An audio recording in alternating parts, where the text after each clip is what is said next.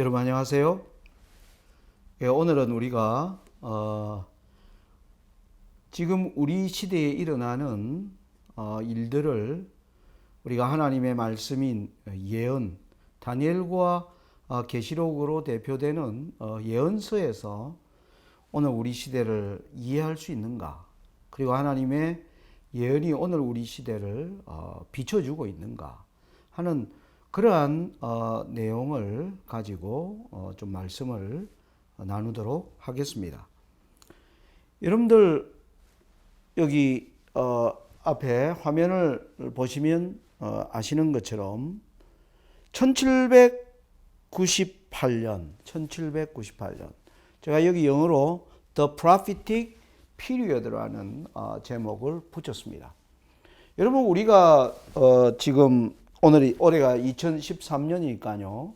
지금으로부터 215년 전 1798년은 성경이 예언하고 있는 중세의 시대의 영적 암흑 시대를 주도했던 교황권이 프랑스 혁명을 통해서 올라온 나폴레옹에게 이제 자신의 영토를 이제 프랑스 공화령으로 빼앗기고, 그리고 자신의 자리도 박탈당하고, 나폴레옹 그 이후에 자기가 이제 유럽의 황제로 스스로 등극하게 됩니다. 그래서 교황은 이때 영토와 권자를 다 잃어버리고 이제 죽임을 당하게 되는 이 1798년이 역사라고 하는 하나의 큰 이 흐름이라는 긴 역사 속에서 1798년은 굉장히 중요한 기산점이 되는 기간이라고 하겠습니다.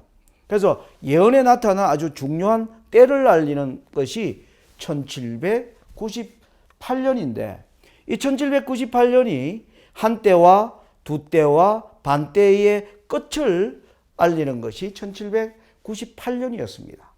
그런데 이 1798년에 또 다른 의미가 뭐냐면, 다니엘 7장 25절을 보시면 여러분들이 로마에서 올라오는 열불 가운데서 올라오는 작은 뿔이 하나님의 백성을 괴롭히고 하나님을 대적하며, 그리고 하나님의 때와 법을 바꾸고, 그리고 성도들을 이제 사로잡는 기간이 한때와 두때와 반때 기간으로 설명되어 있습니다. 그 시간의 끝이 바로 이 1798년인데요.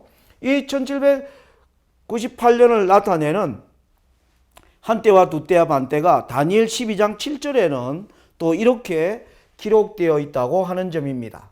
다니엘 12장 7절을 읽어보겠습니다. 내가 들은즉 그 세마포옷을 입고 강물 위에 있는 자가 그 좌우 손을 들어 하늘을 향하여 영생하시는 자를 가리켜 맹세하여 가로되 반드시 한때 두때 반때를 지나서 성도의 권세가 다 깨어지기까지니 그렇게 되면 이 모든 일이 다 끝나리라 하더라.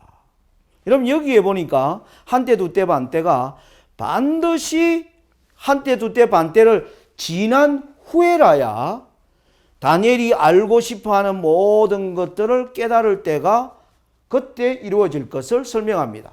여러분들이 다니엘 12장 7절 앞을 보시면 하나님께 이런 말을 합니다. 다니엘은 젊을 때 바벨론의 포로로 가서 평생 동안 하나님이 주시는 이상을 받아서 다니엘서를 기록하였습니다.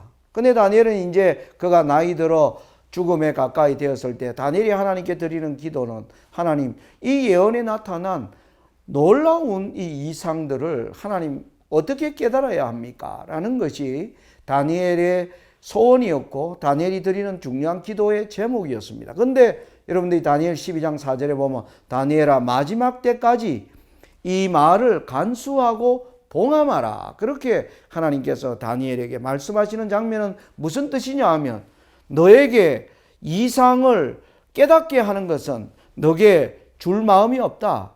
너는 이 이상을 잘 기록해 놓았다가 보관하여 후세대까지 이 말씀이 전달되도록 너는 전달자 역할을 하도록 내가 불렀지, 이것을 해석하라고 부른 것은 아니다.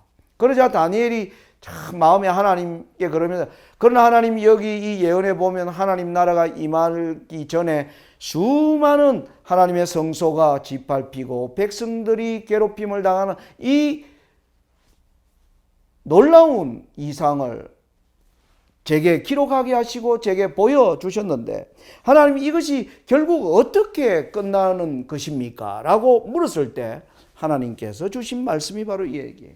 반드시 한때 두때 반때를 지난 이후가 되어야 이 모든 것을 알게 될 것이다. 그러니까 한때 두때 반때 끝은 1798년이죠. 그래서 여기서 하나님이 하시는 말씀은 1798년 이후라야 네가 알고 싶은 예언이 풀릴 것이다. 그렇게 설명하고 계신 장면입니다. 그래서 우리가 여기서 알 수 있는 것은 1798년은 영적으로 어떤 의미가 있느냐 하면은요, 1798년은 여러분들이 우리는 지금 지구 역사 약 6천년의 시대를 우리는 지나고 있습니다. 여기 에덴 동산이 하나님이 아담과 하와를 두시고 에덴 동산을 창조하시고 지금 우리는 재림이라고 하는 시간을 향하여 달려가는데, 이 역사가 거의 우리는 6천년의 역사를 지금 지나고 있다, 이렇게 믿고 있습니다. 그런데 여기에서 하나님이 얘기한 1798년, 한때와 두때와 반때가 끝나는 기점인 이 1798년 이전과 1798년 이후를 하나님은 그 성격을 규정하고 있는 것을 우리가 조금 전에 본 것입니다. 1798년 이후를 바로 뭐라고 부르느냐 하면 마지막 때라고 부르는 것입니다. 그래서 다니엘에게 마지막 때가 될 때까지 너는 다니엘서를 잘 보관했다가 마지막 때 사람들에게 전달해 주어라. 그래서 마지막 때는 언젠가 반드시 한때와 두때와 반때가 지나야 될 것이다. 그래서 우리는 1798년은 한때와 두때와 반때의 끝을 알리는 기점이며, 동시에 지구 역사 6천년 시대에서 마지막 때가 시작되는 기점임을 우리가 여기서 알 수가 있는 것입니다. 자, 여기서 우리가 이제 그러면 우리가 지금 오늘 우리 시대를 보면 여기 1798년부터 우리는 지금 마지막 때를 살고 있습니다. 주의 재림이라고 하는. 근데 1798년부터 지금 우리는 200년이 넘는 기간을 지내고 있는데, 이 재림은 언제 있을지 사람들이 지금 기다리고 있는 가운데 있는데, 이 재림이 6천년 가운데 200년은 길지 않는 기간입니다. 그죠? 30분의 1에 해당하는 6천년이라는 시간에서 보면 200년이라는 것은 짧은 기간이지만은 이 땅에서 60년, 70년을 살다 가는 인류에게는 200년이라는 시간은 기나긴 시간입니다.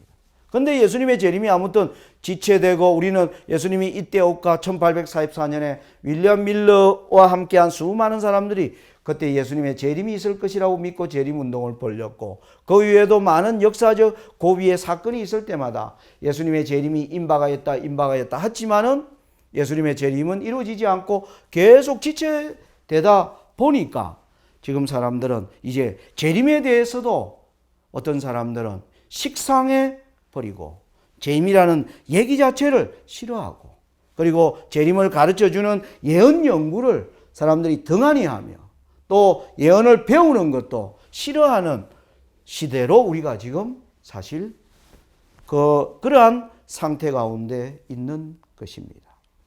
그런데 여러분, 그러면 이 마지막 때의 200여년의 기간 중에, 이 마지막 때 중에 재림의 바로 목전에 있는 마지막 때의 마지막, 그죠? 여러분, 마지막 때의 마지막, 그걸 알리는 시간이 성경에 있겠는가 하는 것입니다.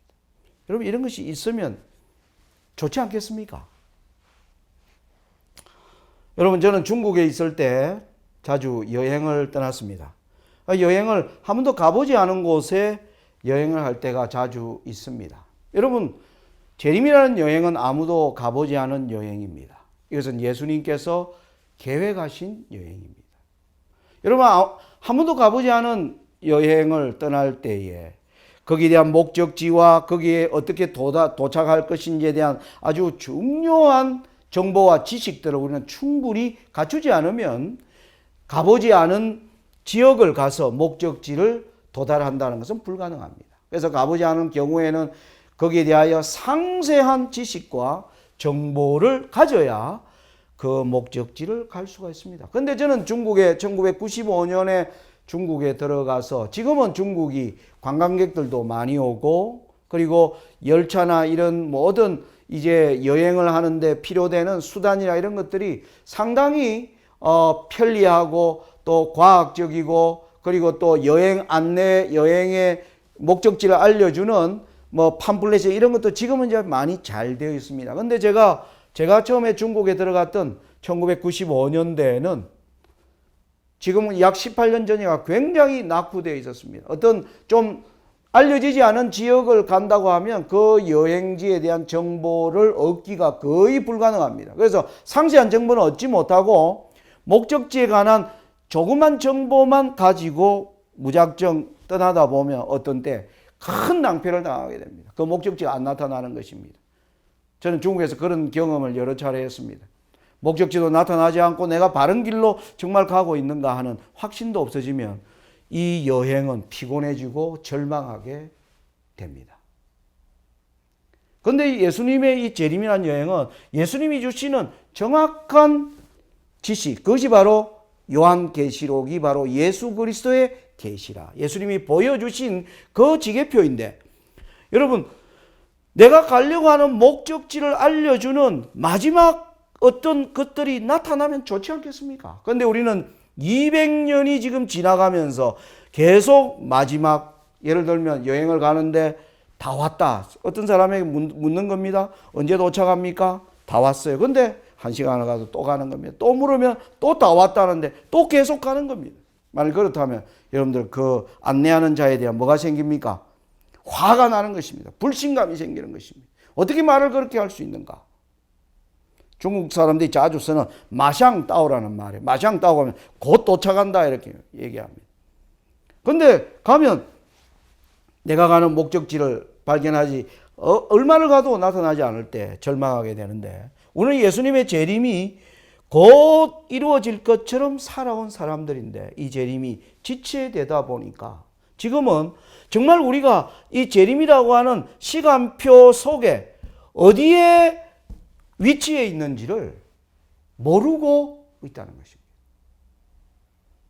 제가 이 예언을 연구하면서 제가 가진 궁금증이 그랬습니다. 하나님, 재림을 바로 목적지를 알려주는 그 지계표가 있어야 되지 않겠습니까? 여러분 어느 지역을 여러분들이 전혀 모르는 지역을 찾아가는데 그 여행이 길어졌습니다. 그런데 어느 날 한 목적지가 딱 나타나 내가 가는 목적지의 이름이 딱 기차역에 새겨져 있고 다음 역이 그 목적지다라는 많은 그런 팻말을 보았다면 여행하는 자들의 마음이 어떻겠습니까?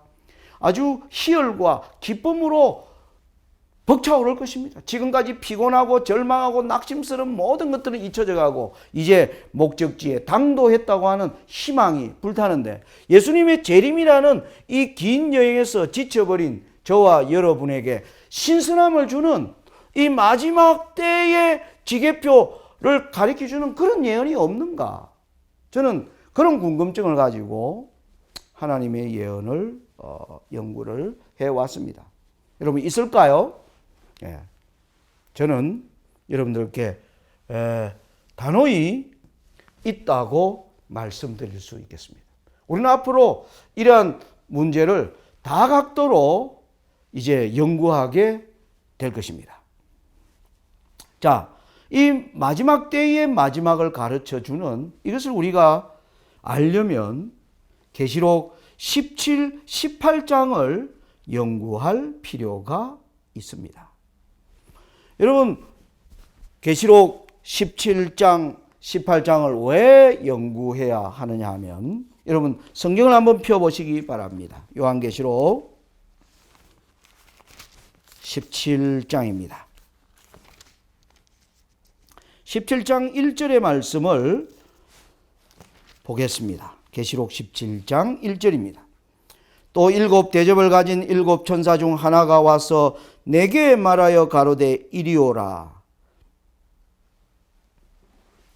자, 계시록 17장은 시작이 뭐냐 하면 일곱 대접을 가진 천사 중 하나가 요한에게 특별히 다가와서 이제 무엇을 보게 하는 것이 계시록 17장입니다. 여러분 일곱 대접 안에는 뭐가 들어 있습니까? 계시록 그 앞에 16장으로 가보겠습니다. 계시록 16장 1절 또 내가 들으니 성전에서 큰 음성이 나서 일곱 천사에게 말하되 너희는 가서 하나님의 진노의 일곱 대접을 땅에 쏟으라 하더라. 여러분 계시록 16장 1절에 보니까 일곱 대접에는 하나님의 진노가 담긴 재앙이 담겨져 있는 것이 바로 일곱 대접이에요. 그러니까 계시록 17장에 일곱 대접을 가진 천사가 와서 보여주는 것은 바로 하나님의 재림을 알려주는 마지막 재앙이 이제 부어지려고 하는 바로 그 목전에 사는 사람들을 위하여 주신 계시가 계시록 17장이라고 하는 점이라는 것입니다. 여러분 이것을 잘 기억하셔야 됩니다. 계시록 17장 우리가 다시 말씀드리면 1절에서 누가 이것을 보여주는가? 일곱 대접을 가진 천사가 요한에게 나타나 제시하고 있습니다. 일곱 대접 안에는 뭐가 있었습니까? 하나님의 진노가 담긴 재앙이 담겨 있습니다. 이 하나님의 진노의 재앙이 부어진다는 것은 드디어 하나님의 심판이 이 땅에 쏟아지는 것을 나타내고 있습니다. 그래서 그 천사가 와서 보여준다는 것은 바로 하나님의 진노가 이제 곧 부어질 목전에 살고 있는 사람들에게 주어진 들을 위한 기별이 계시록 17장이라는 것입니다. 여러분 1798년을 사는 사람들은 지금 우리의 입장에서 보면 마지막 재앙이 일어나기 200년 전에 사는 사람들이었습니다. 그 사람들에게 계시록 17장은 잘 이해할 수 없는 말씀입니다. 그러나 오늘날 재앙이 바로 우리 목전에 이르렀다고 한다면 계시록 17장은 바로 이 재앙의 목전에 살고 있는 저와 여러분을 위하여 주어진 것임을 우리가 알 수 있다는 내용입니다. 자, 그런데 여기 보면 계시록 17장은 18장과 연결되어 있습니다. 하나의 이 이상이 18장까지로 연결되어 있습니다. 장으로는 나누어져 있지만은. 그런데 여러분들이 계시록 18장 3절과 4절을 우리가 보겠습니다. 자, 잘 아시는 말씀입니다만은 읽어보겠습니다. 계시록 18장 3절과 4절입니다.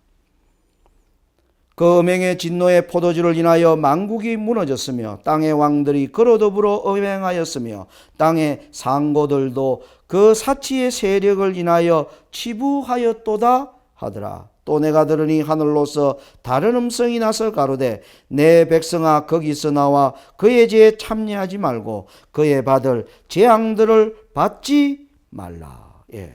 여기 나오는 18장 3절과 4절에 이 땅에 재앙이 이제 곧 내리려 하기 때문에 하늘에서 나는 음성은 내 백성아 거기서 나와서 이 재앙을 받지 말라.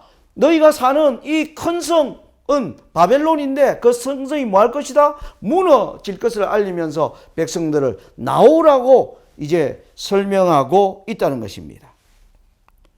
자, 그런데 이 큰 성 바벨론은 그러면 뭘 나타내는가? 우리 다시 계시록 17장 아까 보았던 1절 후반의 말씀을 보겠습니다. 계시록 17장 1절 후반에 보시면 이리 오라 많은 물 위에 앉은 큰 엄녀에 받을 심판을 너게 보이리라. 자, 계시록 17장 1절에는 누구의 심판을 보여주느냐 하면 엄녀가 받을 심판을 보여준다는 것입니다. 그런데 이 엄녀는 누구인가? 18절로 가보겠습니다. 18절 17장 18절입니다.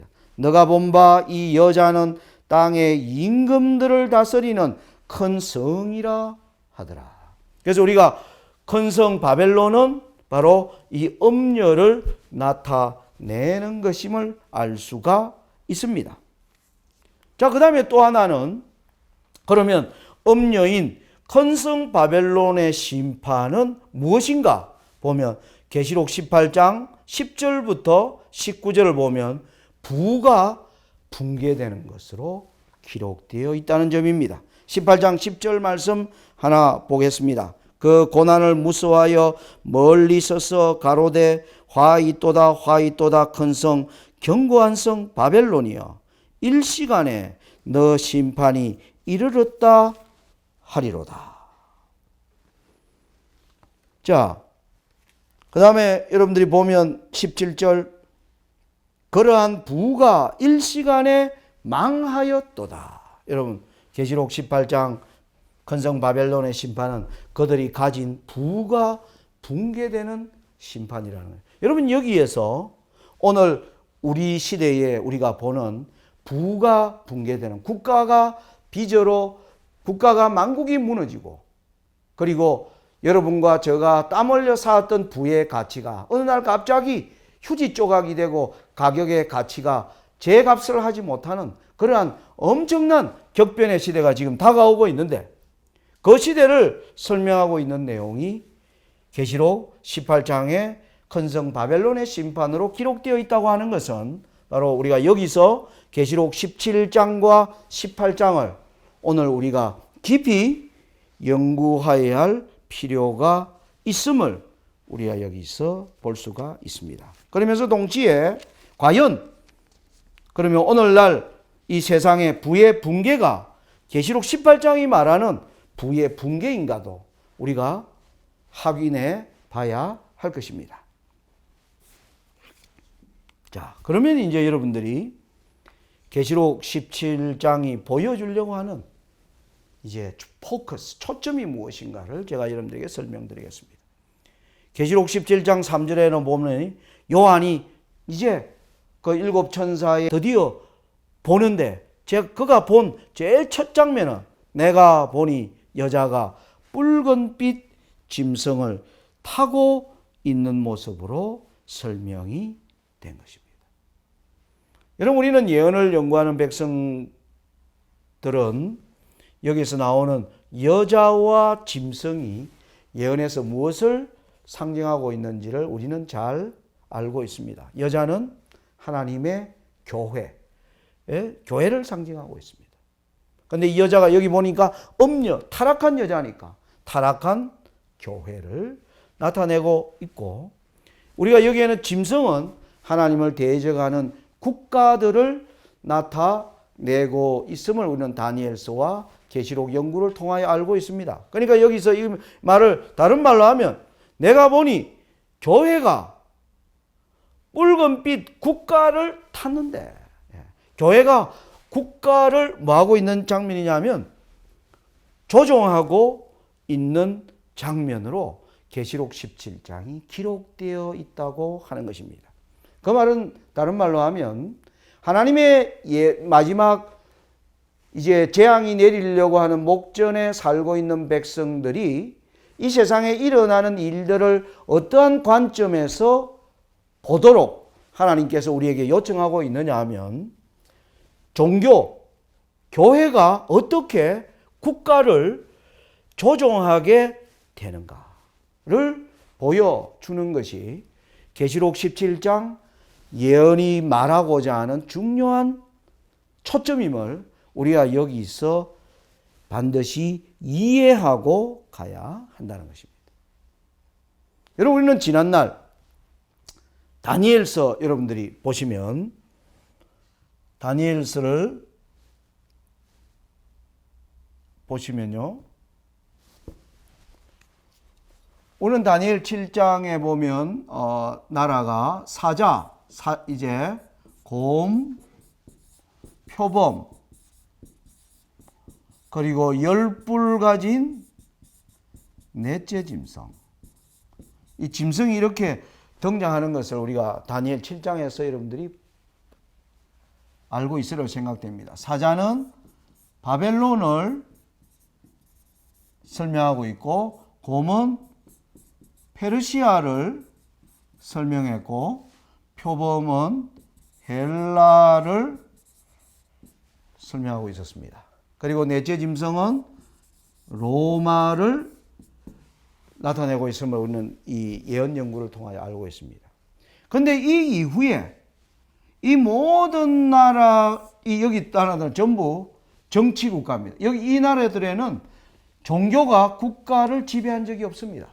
그런데 마지막 이 이후에 올라오는 작은 뿔, 작은 뿔은 여러분 바로 중세 교황권입니다. 바로 이 시대에는 교회가 뭐였습니까?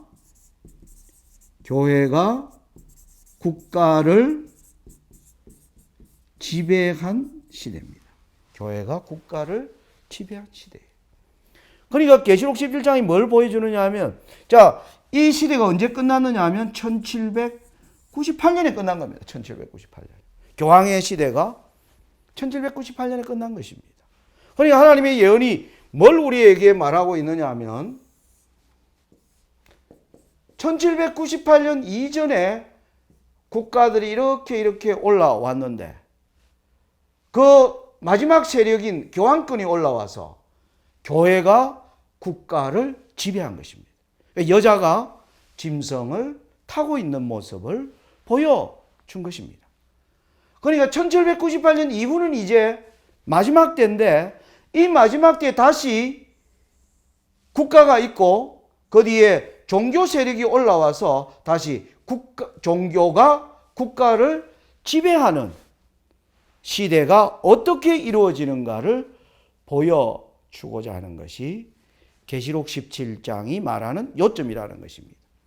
이걸 또 뒤집어서 얘기하면 하나님의 심판, 마지막 재앙, 예수님의 재림은 언제 이루어지냐, 마침내 우리 마지막 시대에도 교회가 국가를 지배하고 조종하는 시대가 오면 세상은 신속하게 멸망으로 들어갈 것을 보여주는 것이, 그것을 보여주고자 하는 것이 계시록 17장의 목적이라고 하는 것입니다. 자, 그래서 여러분들이 이제 계시록 17장을 저와 앞으로 이제 여러 시간들을 걸쳐서 우리는 다양한 예언에서 나타난 마지막 하나님의 나라의 임함에 관한 여러 내용들을 앞으로 우리가 수시간에 걸쳐서 체계적으로 공부를 하겠습니다.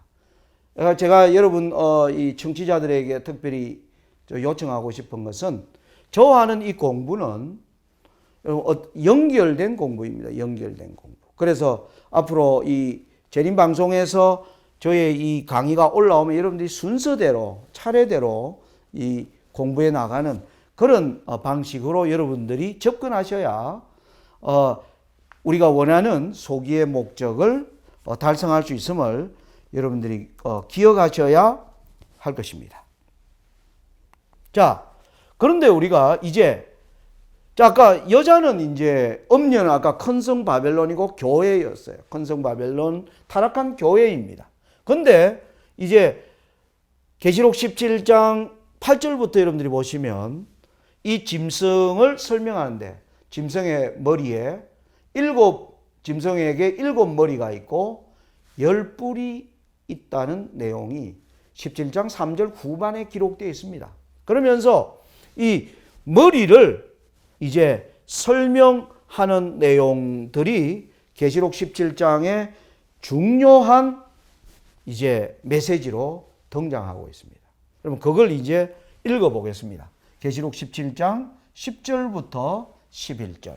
여러분들이 이 내용은 여러분들이 외울 정도로 잘 기억하시는 것이 앞으로 우리가 예언을 연구할 때 너무나 자주 인용되는 말씀이기 때문에 여러분들 기억에 잘 저장해 두시면 공부하는 데 아주 편리하겠습니다. 한번 읽어보겠습니다. 7머리를 설명하면서 5은 망하였고 하나는 있고 다른 이는 아직 이르지 아니하였으나 이르면 반드시 잠깐 동안 계속하리라. 여러분 재미있는 표현이죠. 일곱 머리를 설명하는데 다섯은 망하였고, 이 쉽게 말하면 여기 제가 과거, 현재, 미래로 나누어 놓았는데 어느 시점에서 어떤 시점에서 볼 때 여러분 과거, 현재, 미래면 현재를 어느 때로 보느냐가 중요하겠죠. 그죠? 그래서 이 어느 때에서 볼 때 다섯은 과거에 망한 세력이다. 그리고 하나는 있고 몇 번째가 되는 겁니까? 다섯째 다음에 올라오니까 여섯째가 돼. 여섯째는 현재 있는 세력이다. 현존하는 세력이다. 그 다음에 다른 이는 아직 이르지 아니했다. 일곱 번째겠죠. 그죠? 근데 일곱 번째니까 아직 안 왔으니까 미래에 해당하는 것입니다. 과거, 현재, 미래. 그러니까 다섯은 망했고 하나는 지금 있는데 아직 어리지 않은 또 하나가 올라온다는 것입니다. 또 하나가 올라온다는 것. 근데 그 이후에 보면 여덟째가 또 등장합니다. 전에 있었다가 시방 없어진 짐승은 여덟째 왕이니 일곱 중에 속한 자라. 저가 멸망으로 들어가리라. 여러분, 저는 언제나 성경 예언을 강의할 때 먼저 해석해 주지 않습니다. 여러분들도 해석하려고 하지 마시고 여기에 말하는 내용을 여러분들이 먼저 이해하는데 여러분들의 모든 노력을 집중해 주시기를 바랍니다. 자, 우리가 방금 읽은 10절과 11절의 내용은 요약하면 이렇습니다. 다섯은 과거 세력이고 여섯째는 현재 있는 것이고 미래 세력은 일곱째인데 일곱째 이후에 미래 세력 또 하나가 있다는 겁니다. 여덟째가 등장하니까. 여덟째. 그러니까 미래 세력은 두 개가 되는 것입니다. 자, 다섯 세력은 과거, 현재 세력은 하나, 미래에는 두 개가 올라와요. 일곱째와 여덟째가 올라와요. 근데 여덟째가 올라와야 뭐로 들어가느냐 하면 멸망으로 들어갑니다. 그래서 세상의 멸망은 뭐가 등장해야? 여덟째가 등장하면 세상이 멸망으로 들어간다는 것입니다. 이걸 이제 오늘 우리가 아직 세상의 멸망이 아직 지금 재림하고 멸망이 가까웠다고 얘기하지만 하나님의 심판이 내리는 걸 지금 아직 보고 있지 못해. 그러니까 아직 우리는 여덟째가 올라왔는지 아니면 올라오려고 하는지 아직 아예 안 왔는지 우리가 어느 때 살고 있는지 지금 앞으로 공부하면서 이제 우리가 답을 풀어야 되겠죠. 그러면 우리가 또 여전히 우리가 그럼 이 과거에 살고 있는지 아니면 지금 우리가 이 현재에 살고 있는지 아니면 미래에 살고 있는지 이것도 중요한 문제가 되는 거예요. 우리가 예를 들어서 이 과거나 현재에 살고 있다면 아마 예수님의 재림은 좀 아직도 시간이 좀 더 뭐 얼마나 걸릴지 우리 정확히 연도는 말하지 못하지만 꽤 세월이 지나야 예수님의 재림이 있을 것입니다. 왜? 여섯째 이후에 아직 두 개가 더 올라와야 되니까. 근데 우리가 만일 과거도 아니고 현재가 아니고 바로 이때에 우리가 살고 있다고 한다면 우리는 재림에 정말 가장 가까운 시대에 살고 있다는 것을 우리가 알 수 있게 될 것입니다. 자, 그러므로 우리가 이 과거, 현재, 미래를 어떻게 풀어나가는가 하는 것이 중요하다고 하겠습니다. 자, 또 하나 여러분들이 기억하셔야 합니다. 자, 이거를 다시 한번 제가 예언의 지혜표 풀었습니다. 자, 다섯은 망하였고 이 과거입니다. 자, 그 뒤에 하나는 있고 현재 세력입니다. 자, 하나는 있는데 드디어 아직 이르지 아니한 일곱째가 올라오는 이 기간입니다. 여기에는 기간이 기록되어 있습니다. 뭐라고 기록되어 있느냐 하면 17장 10절에 일곱째가 이르면 반드시 잠깐 동안 그가 하던 일을 계속하리라. 그래서 아무튼 일곱째의 기간은 잠깐 동안이라는 말이 기록되어 있다고 하는 점입니다. 그리고 나서 드디어 이제 여기 나서 여덟째가 올라오면 이제 멸망으로 들어간다는 것이죠. 이게 이제 계시록 17장이 보여준다는 것입니다.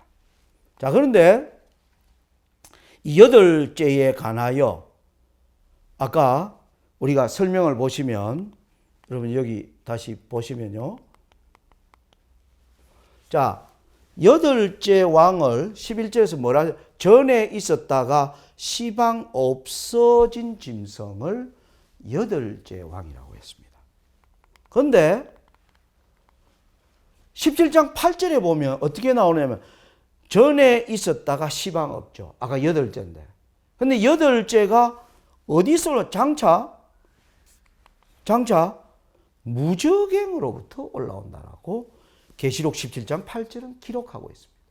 그러면서 어디로 들어간다고요? 아까 여덟째가 오면 멸망으로, 여기도 멸망으로 들어가겠다. 이렇게 기록되어 있습니다.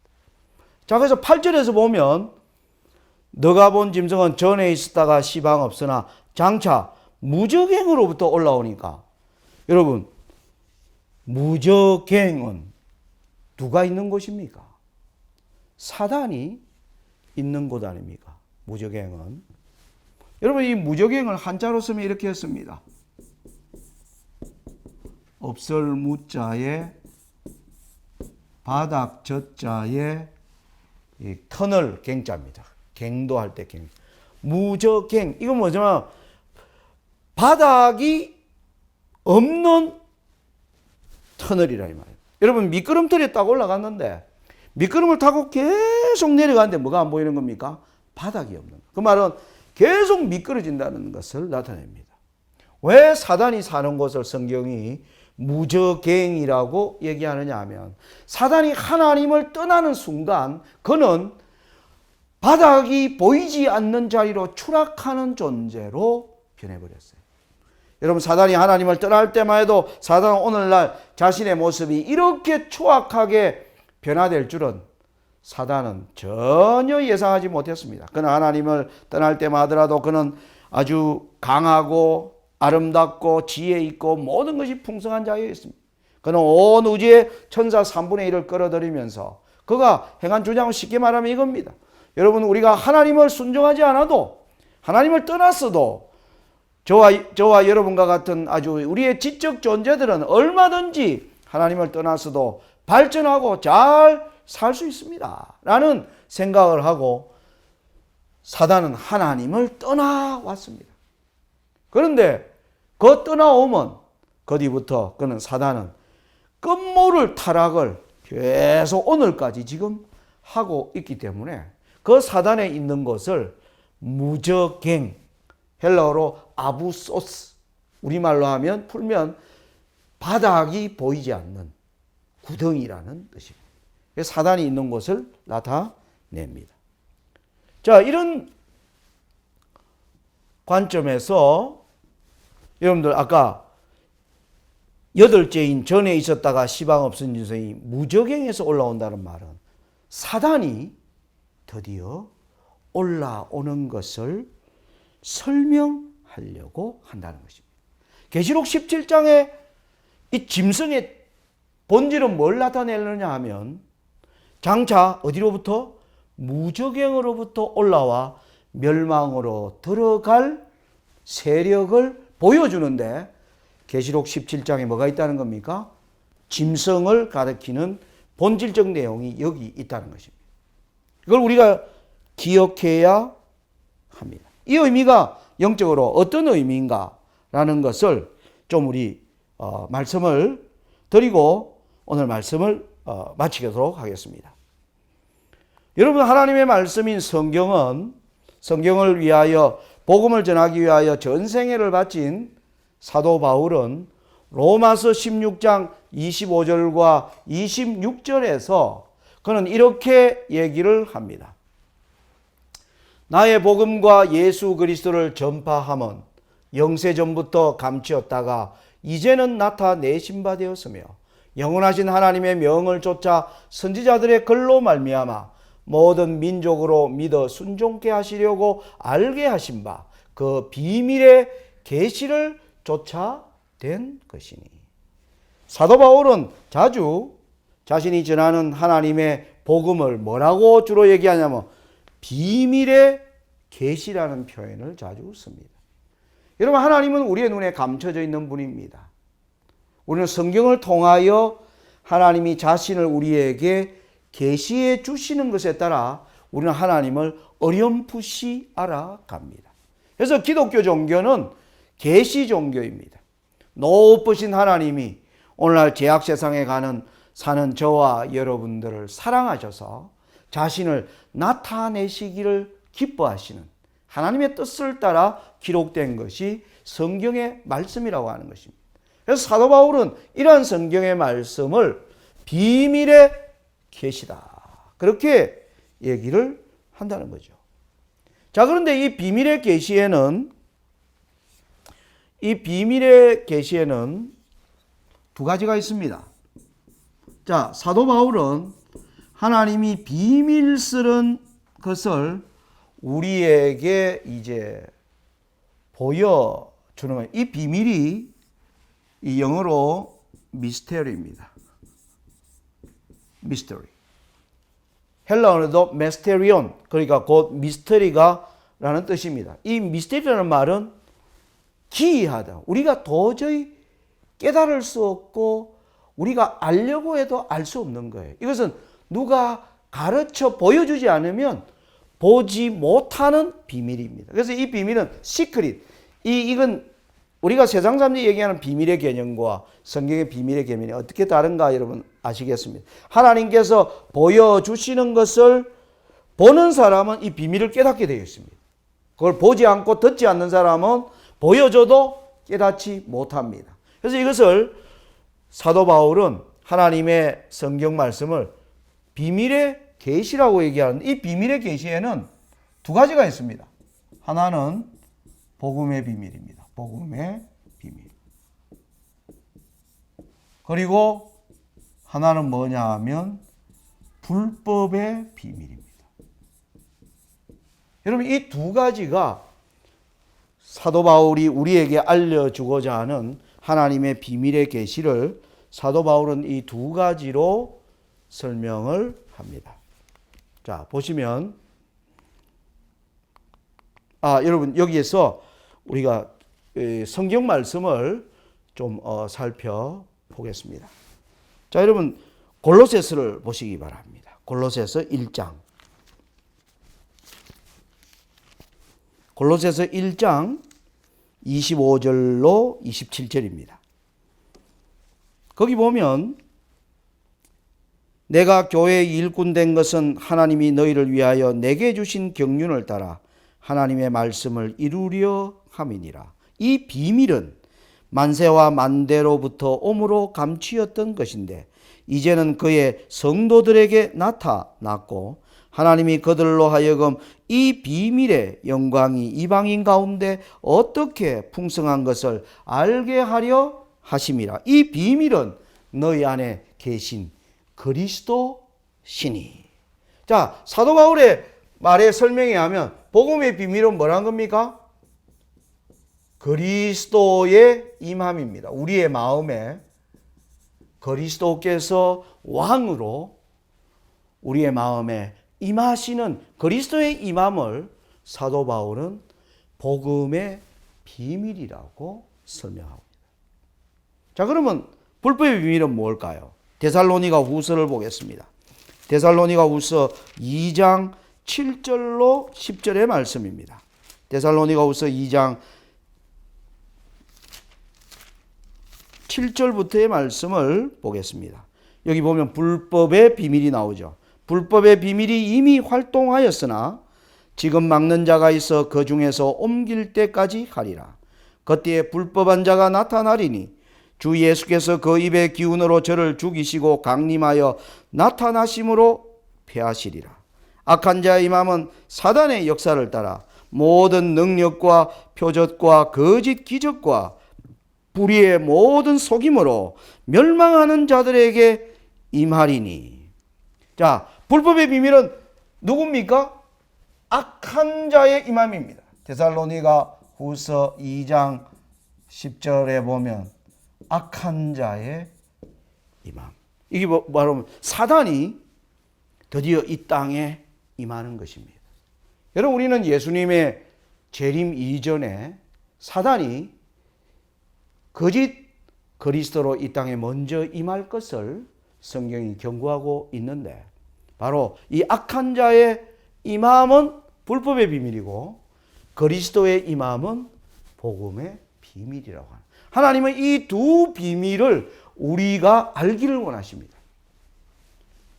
여러분, 하나님은 우리에게 불법의 비밀을 공개하시는 것입니다. 왜요? 우리가 불법에 사로잡히지 않도록, 그리고 불법에 사로잡힌 자들을 뭐하기 위하여?